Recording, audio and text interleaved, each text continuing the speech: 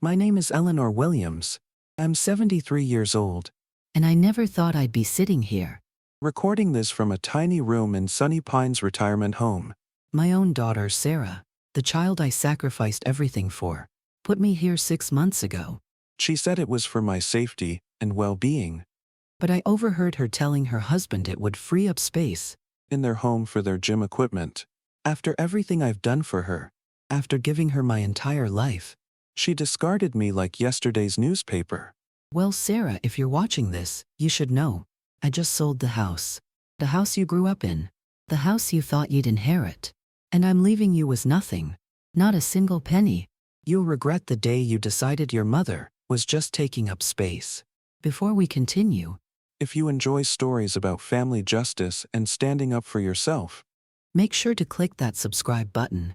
This is the best way for you to support our work. Thank you very much, and let's continue. I never thought my life would come to this. Before all this happened, I had a comfortable routine in the home I'd lived in for over 40 years. The home where my late husband, Frank, and I raised our daughter, Sarah. The home filled with memories in every corner, from the height marks on the kitchen doorframe to the dent in the living room wall, from when Sarah threw a tantrum at age 8. Frank passed away 7 years ago, pancreatic cancer. It was quick and brutal, leaving me alone to navigate my golden years. Sarah and her husband, Michael, lived across town with their 2 teenage children, Emma and Jason. They'd visit on holidays and birthdays, always in a rush, always checking their watches. But I understood they had busy lives, careers, responsibilities. I didn't want to be a burden. The first sign of trouble came 3 years after Frank's death. I fell in the shower and broke my wrist. Nothing catastrophic, but Sarah used it as evidence that I couldn't take care of myself anymore. She started calling more often, But not to chat. to check if I'd taken my medications or if I'd eaten that day. It felt less like concern and more like surveillance. "Mom," she'd say, exasperation thick in her voice, You need to be more careful. "we can't always be rushing over here every time you have a problem." But they never rushed over. The few times I called for help, like when the basement flooded during a storm or when I needed a ride to the doctor after my car wouldn't start, Sarah always had an excuse. Michael was busy with work. The kids had activities. She had an important meeting. I learned to rely on neighbors or to simply manage on my own. Then came my 73rd birthday. Sarah and Michael took me to dinner at an upscale restaurant downtown. The kind with small portions and too many forks. Emma and Jason were absent, allegedly studying for exams. The conversation was stilted, punctuated by long silences and Sarah's nervous glances at Michael. I knew something was coming. "Mom," Sarah finally said, setting down her water glass with deliberate care, "Michael and I have been talking, and we think it's time for you to consider assisted living." I nearly choked on my overpriced salmon. Assisted living? "I don't need assistance, Sarah. I'm perfectly capable." Michael leaned forward, his voice taking on that patronizing tone he used when speaking to his children or to me. "Eleanor, we're concerned about your safety. Living alone at your age isn't ideal. What if you fall again and can't reach the phone?" What if there's a fire? I've lived in that house for 40 years without burning it down. I replied, trying to keep my voice level. "And I have one of those medical alert buttons now." Sarah sighed, the sound grating on my nerves. "It's not just about safety, Mom. It's about quality of life. At Sunny Pines, you'll have activities, companions your own age." 3 meals a day. I have activities. I interrupted. I have my garden. "My book club, my volunteer work at the library, and I'm perfectly capable of cooking my own meals. Thank you very much." The conversation went in circles after that. They presented their rehearsed arguments. I countered each one, but I could tell by the determined set of Sarah's jaw that this wasn't really a discussion. It was a notification. 2 days later, Sarah arrived at my house with glossy brochures for Sunny Pines retirement home. "Just look at them, Mom," she pleaded. For me. To appease her, I flipped through the pamphlets. Noting the forced smiles of the elderly residents playing bingo or painting watercolors. It looked sterile, artificial, nothing like the warm, lived-in comfort of my own home. "I'm not ready for this, Sarah," I said firmly, handing back the brochures. "Maybe in a few years, but not now." Her face hardened. Mom, be reasonable. Your arthritis is getting worse. You can barely climb the stairs anymore. So I'll convert the downstairs study into a bedroom, I countered. Frank and I always talked about doing that anyway. Sarah stood up abruptly. This isn't a negotiation.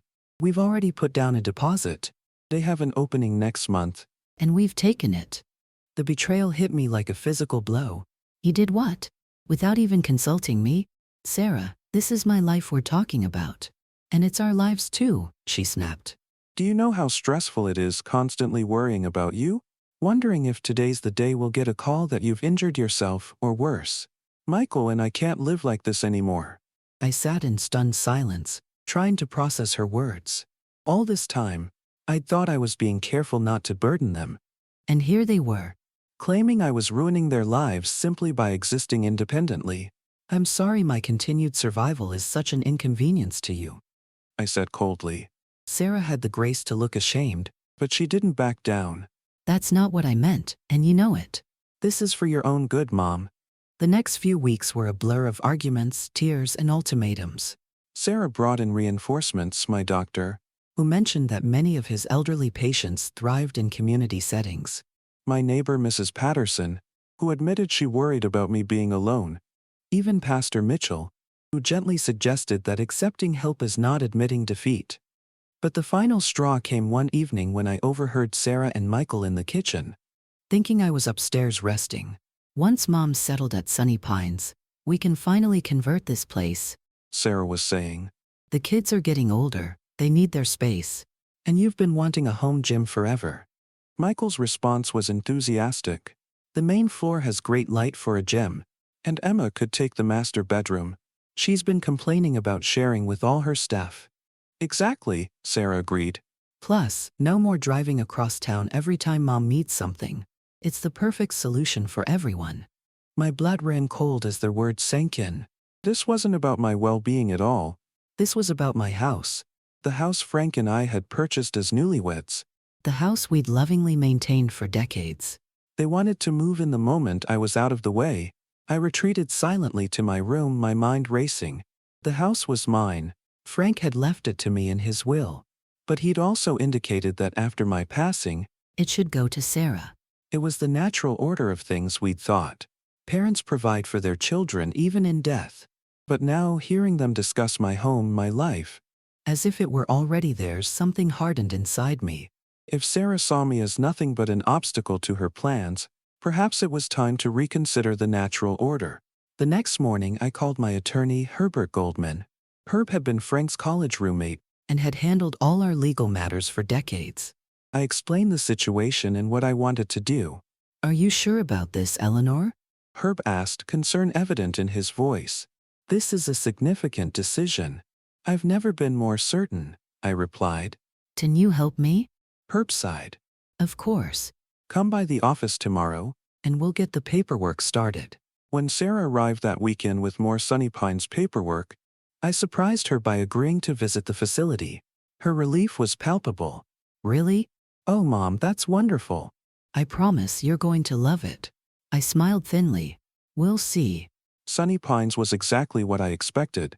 Beige walls, industrial carpeting poorly disguised as homey, and the faint smell of disinfectant underlying everything. The staff was friendly enough, but their smiles held that professional distance that reminded me this was, ultimately, a business transaction. What do you think? Sarah asked eagerly as we toured a deluxe single room that was roughly the size of my master bathroom at home. It's certainly efficient, I replied, noting the hospital-style bed and the emergency call button prominently placed near the toilet. Mom, Sarah chided, give it a chance. Look, there's a community garden you can join. And they have a book club every Wednesday. I nodded, watching an elderly man shuffle past in the hallway, his eyes vacant. When would I move in? Sarah blinked, surprised by my apparent acquiescence. They have an opening on the 15th. That gives us 2 weeks to pack your essentials. She squeezed my hand. This is the right decision, Mom. You'll see. I said nothing, simply nodding again. Inside, my resolve strengthened. The next 2 weeks were a flurry of activity. Sarah hired a moving company and began the process of sorting through my belongings, deciding what would fit in my new diminished living space. I watched as she categorized my life into keep, donate, and trash piles with clinical efficiency. Mon, you can't possibly need all these books, she complained, gesturing to my beloved library. The room at Sunny Pines barely has one bookshelf. Then perhaps I should select the most important ones. I replied calmly, taking the box from her hands. These are irreplaceable first editions. Sarah rolled her eyes but allowed me this small victory. It became our pattern. She would push, I would quietly resist, and we'd reach some unsatisfying compromise. Meanwhile, unbeknownst to Sarah, I was setting my own plan in motion. Herb helped me contact a realtor, who appraised the house and assured me that in the current market, it would sell quickly, and for a substantial sum. The neighborhood had become fashionable with young professionals, and my well-maintained colonial, with its large yard, was exactly what they sought. We could list it immediately, the realtor suggested. But I understand you're not moving for another 2 weeks? That's right, I confirmed. But I'd like to get everything in order now, so we can move quickly once I'm relocated. On moving day, Sarah and Michael arrived early, their SUV loaded with empty boxes. Emma and Jason came too, for once, though they immediately retreated to the corners of the living room, absorbed in their phones. Kids, Sarah barked. Put those away and help your grandmother pack her mementos. Emma sighed dramatically. Why can't the movers do it? Because these are precious items that need special care, Sarah replied, her patience visibly thinning. Now go help. Watching my grandchildren reluctantly box up the crystal figurines I'd collected over decades, I felt a strange detachment. These children barely knew me. Sarah had made sure of that, limiting visits, always too busy with activities and commitments. Now they handled my treasures with barely concealed disinterest, wrapping newspaper around delicate pieces while sneaking glances at their silent phones. Be careful with that one, I said as Jason carelessly tossed a crystal dove into a box. Your grandfather gave that to me on our 25th anniversary. Sorry, he muttered, not looking particularly remorseful. By afternoon, the movers had loaded the few pieces of furniture deemed suitable for my new accommodations. My reading chair, a small side table, my dresser. The rest would be stored, Sarah assured me, though I noticed her measuring the spaces where my furniture had stood, mentally replacing them with her own pieces. Ready, Mom? Sarah asked, her voice artificially bright. The facility director is expecting us by 4. I took one last look around the home, where I'd spent the happiest years of my life. The walls now bear family photos, the spaces empty of furniture that had witnessed countless gatherings, arguments, reconciliations, celebrations. I thought of Frank, of how he'd lovingly maintained every inch of this place. From the creaking step on the staircase he'd refused to fix because it's our built-in burglar alarm, Ellie, to the rose garden he'd planted for our 30th anniversary. I'm ready, I said, though what I meant was, I'm ready for what comes next. The first few days at Sunny Pines were disorienting. The constant noise, blaring televisions, staff announcements, the moans and calls of residents with varying degrees of lucidity, made sleep nearly impossible. Meals arrived at regimented hours, whether I was hungry or not. Staff members entered my room without knocking, cheerfully invading my privacy to check my medications or vital signs. Sarah visited 3 times that first week, each time shorter than the last. She brought pictures of my house. Her house now, she clearly thought, showing changes they'd already implemented. We've painted the living room that sage green you always liked, she said, showing me photos of my formerly warm yellow walls, now covered in a trendy cool tone green. And Michael setting up the gym equipment in the dining room. We never used a formal dining room anyway. I nodded, saying little. Let her believe I was adjusting, accepting. Let her believe I was fading quietly into institutional life, while she cannibalized my home. On her 3rd visit she brought paperwork. Just some things to manage your care, Mom, she explained vaguely. The facility needs authorization for medical decisions. And we should discuss power of attorney. I took the papers, pretending to review them. I'll have to read these carefully. My eyes aren't what they used to be. Sarah frowned. There's nothing complicated, Mom. It's standard stuff. Even so, I insisted, folding the papers and placing them in my nightstand drawer. I'll look them over and let you know. After she left, I called Herb from the payphone in the facility's lobby, one of the few places offering any privacy. Everything's proceeding as planned, he assured me.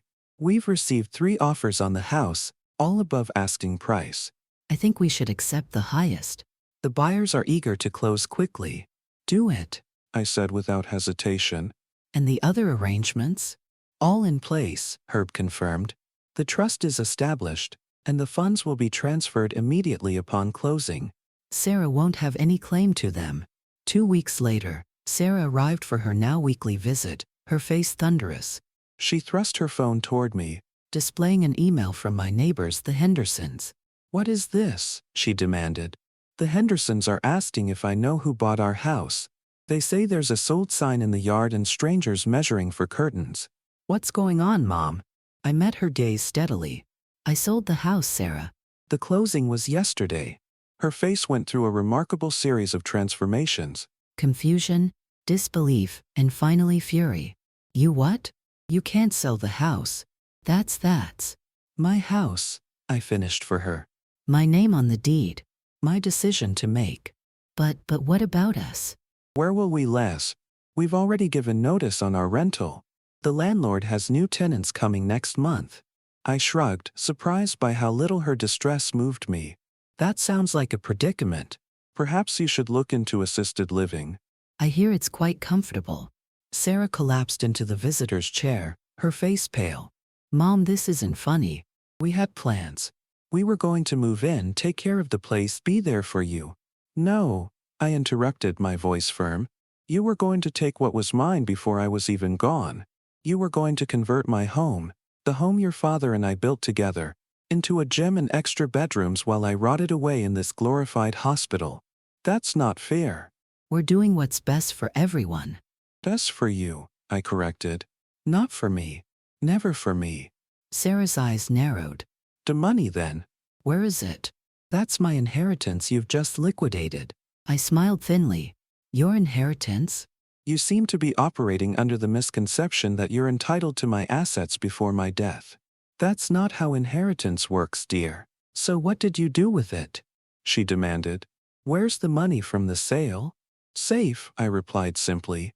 And no longer your concern. The truth was more satisfying than I could tell her. The substantial sum from the sale, just over $450,000 in this inflated market, had been placed in an irrevocable trust with very specific conditions. A portion was allocated for my care, ensuring I'd never have to rely on Sarah's grudging assistance again.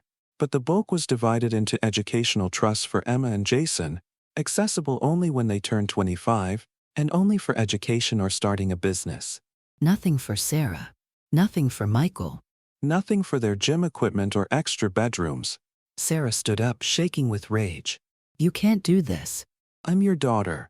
That money should come to me. Being my daughter entitles you to my love, I replied calmly, which you've had unconditionally your entire life. It doesn't entitle you to my home or my money, especially when you've made it clear that I'm nothing but an inconvenience to be warehoused. That's not true. We brought you here because we care about you. You brought me here to free up space. I corrected her. I heard you and Michael talking that night, planning how you'd use my home once I was out of the way. Sarah's face flushed. You were eavesdropping? In my own kitchen? Partly. But I'm glad I overheard. It showed me exactly where I stood with you. She paced the small room, running her hands through her hair. This is insane. What am I supposed to tell Michael? How are we supposed to find a place to live in 2 weeks? Perhaps you should have thought of that before making plans for my home while I was still in it, I suggested. Sarah whirled on me, her face ugly with anger. You'll regret this, Mom. When you're sick and need family, when you're lonely in this place, you'll wish you hadn't driven us away. I looked at her, really looked at her, and wondered where I'd gone wrong. How had my sweet, compassionate child grown into this entitled, calculating woman? When had her love become conditional, based on what I could provide or what inconvenience I caused? I already regret many things, Sarah, I said quietly. I regret not seeing who you really are until it was almost too late. I regret that you value my home more than you value me. But I don't regret protecting myself from your plans. She stormed out without another word. slamming the door hard enough to bring an attendant rushing to check on me. Everything okay in here, Mrs. Williams? The young woman asked, eyeing the door through which Sarah had just exited. Yes, I replied, surprising myself with how much I meant it. Everything is finally okay. The aftermath of Sarah's discovery was predictably dramatic. She called repeatedly, alternating between teary pleas and furious accusations. She sent Michael, who attempted to reason with me in his patronizing corporate mediator voice. She even enlisted Pastor Mitchell, who arrived with Bible verses about honoring thy family. I listened to them all but held firm. The house was sold. The money was secured in trusts beyond their reach. Their plans had been thwarted. For 3 weeks the siege continued. Then abruptly the calls and visits stopped. Through the facility's grapevine, I learned that Sarah and Michael had been forced to move into a 2-bedroom apartment in a less desirable area of town, with Emma and Jason sharing the 2nd bedroom. Michael's precious gym equipment remained in storage. Sarah's dreams of a showcase home were indefinitely postponed. I waited for satisfaction to set in, for the vindication I'd expected to feel. Instead, I felt a curious emptiness. I'd won, yes, but at what cost? My relationship with my only child was in ruins. My grandchildren, already distant, would now likely never know me. Was this justice or merely mutual destruction? As winter settled over Sunny Pines, bringing early darkness and chilled corridors, I found myself spending more time in the common room, seeking human connection to ward off the growing darkness within. It was there I met Harold. Harold Mitchum was a recent arrival like myself, a retired English professor with a wicked sense of humor and a collection of sweater vests for every occasion. He'd moved to Sunny Pines voluntarily after his wife's death, finding his large home too full of ghosts. The silence was deafening. He told me over a particularly competitive game of chess. Charlotte and I were married for 53 years. After she died, I could hear the emptiness echoing off the walls. Unlike many residents who were there under family pressure or medical necessity, Harold approached Sunny Pines as simply the next chapter in his life. He joined every activity, knew every staff member by name, and had somehow managed to convince the kitchen to stock his favorite obscure British tea. You look at this place as a prison, he observed one day as we walked the facility's small garden path. I look at it as liberation. Liberation? I scoffed. From what? Independence. Privacy. Dignity. Harold chuckled. From expectations. From maintenance. From worrying about the furnace breaking down in January, or the roof leaking in April. He stopped, turning to face me. Eleanor, we're in our 70s. Why should we spend our remaining years mowing lawns and cleaning gutters? Let the young people worry about houses. We've earned a right to focus on living. His perspective challenged me. I'd been so fixated on what I'd lost, my home, my autonomy, my relationship with Sarah, that I hadn't considered what I might gain. Freedom from responsibility, community, new connections. As winter thawed into spring, Harold and I became inseparable. We took our meals together, attended the surprisingly decent classical music performances the facility organized, and spent hours in conversation about books, politics, travel, and the indignities of aging. Have you spoken to your daughter?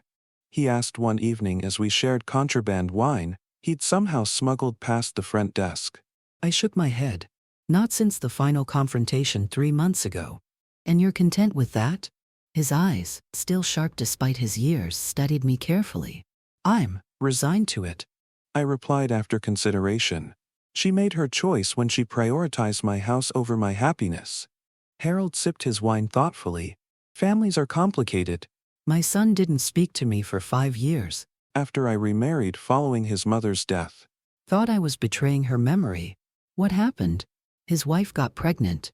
Suddenly, having a grandfather for his child became more important than his grievance. Harold smiled wryly. Funny how priorities shift. His words stayed with me, nagging at the edges of my consciousness. Was there a path back to Sarah? Did I want one? The anger that had fueled my decisive action still smoldered. But beneath it lay decades of love. Of mother-daughter bonds that couldn't be so easily severed. In April, I received an unexpected visitor. Emma, now 17 and in her junior year of high school, appeared in the Sunny Pines lobby one Saturday afternoon. Grandma, she called tentatively, spotting me in my usual chair by the window. Can I talk to you? I set aside my book, surprised and wary. Emma, this is unexpected. Does your mother know you're here? She shook her head, sliding into the chair opposite mine. No. She'd freak if she knew. But I needed to see you. Up close. I could see changes in her. She cut her long hair into a fashionable bob, and her face had lost some of its adolescent softness. She looked more like Sarah at that age than ever before. What can I do for you? I asked, keeping my tone neutral. Emma fidgeted with the sleeve of her sweater. I got accepted to UCLA, she blurted out. Full-ride scholarship for biochemistry. Pride surged through me unexpectedly. Emma, that's wonderful. Congratulations. A small smile flickered across her face. Thanks.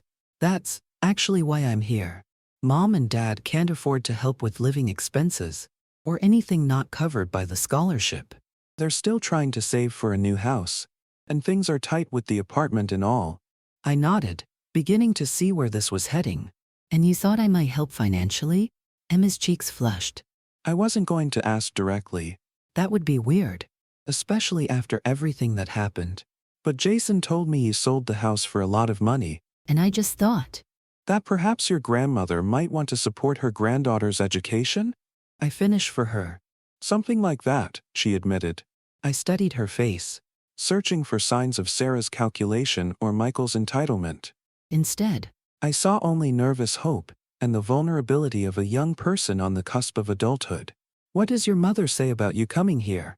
I asked. Emma looked down. She doesn't know. Like I said, she'd be furious. She's still really angry about the house and the money. She says you betrayed the family. The words stun. Even though they weren't surprising. And what do you think, Emma?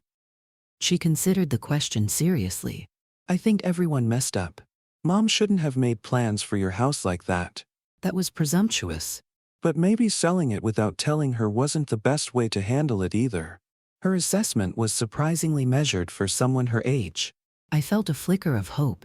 That perhaps the next generation might navigate family relationships better than we had. I have something to tell you. I said, making a decision. The money from the house isn't gone. Most of it is in trusts for you and Jason. Emma's eyes widened. What? Really? Educational trusts, I clarified.